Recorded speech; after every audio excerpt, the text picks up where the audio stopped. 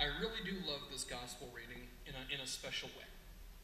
Now, we are in the last chapter of the Gospel of John.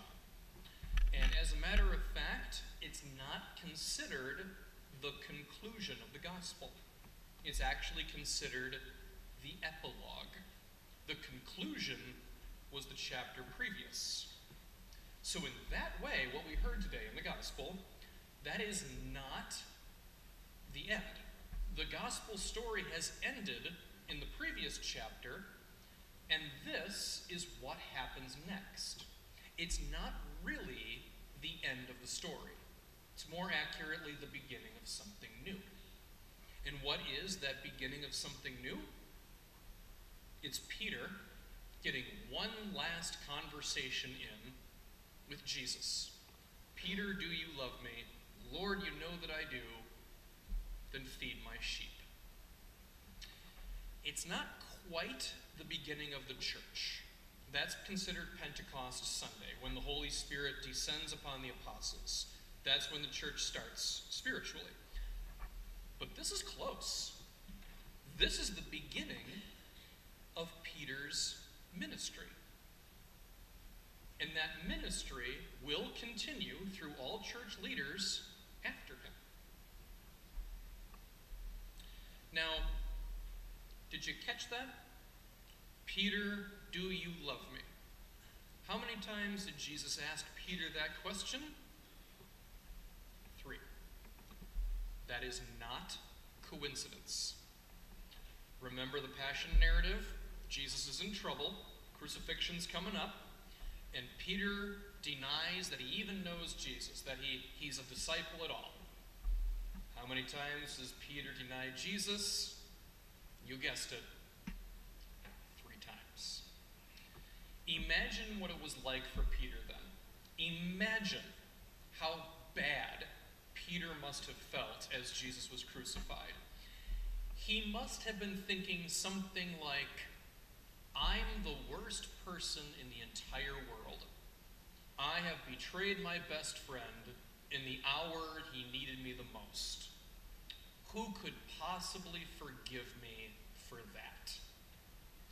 And he was probably in that lousy state of mind all the way back up to Galilee when he returned to where he came from. But once he got there, he didn't return to his old way of life. I mean, he tried, but God had other plans. Jesus visits him and the other disciples a number of times to remind them that they're not done.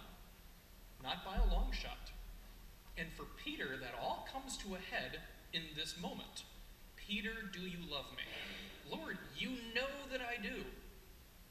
Then feed my sheep. Jesus is taking away that old sin of denying him 3 times, and instead he's giving him something new. He's giving him a purpose. He's giving him a mission. Feed my sheep. And Peter goes and he does exactly that, and every pope of history has continued that mission of Peter, even if they haven't always done it particularly well 100% of the time. No matter what, that mission is still there. I said before that this is a very special reading, and I meant that. And I meant it because it's only partly about mission. The other thing this reading is about total and complete forgiveness. Peter goes from rock bottom to being on fire with faith like that. And the reason that happens is because there is a promise here. In this conversation between Peter and Jesus, there is a promise that we are more than our previous failures and shortcomings. Absolutely. None of us are completely bound by our past errors. Which means if you feel bound, if you feel trapped like a prisoner in your own past, well then you should consider today your day to make your escape.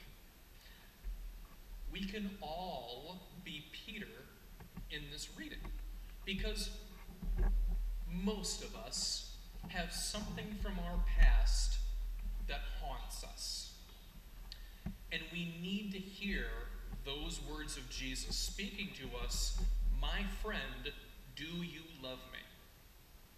Yes, Jesus, you know that I love you. Then go. Go and share that love with someone who truly needs it. And don't worry, I'm going to be with you the whole time. We need to hear Jesus saying that sort of thing. And this is absolutely a message that a lot of people need more of in their hearts. Because like Peter, there are so many people who are hung up by something in their past. They can't let go of their old sin. You know, for some people, it's a moment of infidelity. It's one bad mistake, but it haunts them for years or decades that they can't forgive themselves. For other people, it's missing out on their big moment. You know, they didn't make the big sale at work, or they missed the shot that would have won the game. I don't know. Or maybe what's haunting you is more down to earth. Maybe what's haunting you from your past is you said something that you didn't really mean, but it caused a big fight, and in the end, it cost you a cherished friendship. That is a very common tale. In all of those things, and more examples besides, in all of those ways, we're like Peter, in that we have somehow denied Christ. But no matter who we are and what we've done, we can absolutely be Peter in this reading. My friend, do you love me? Jesus, you know that I do. Then feed my sheep. In other words, my friends, do you love me? Yes, Jesus, you know that we do. Then do something about it. Whoever you are and whatever you've done in your past, bring the glory of my Father, bring that light of goodness to where it truly needs to be. And you can do it. I'm gonna steal a little bit from the Gospel of Matthew here. You can do it because I am with you.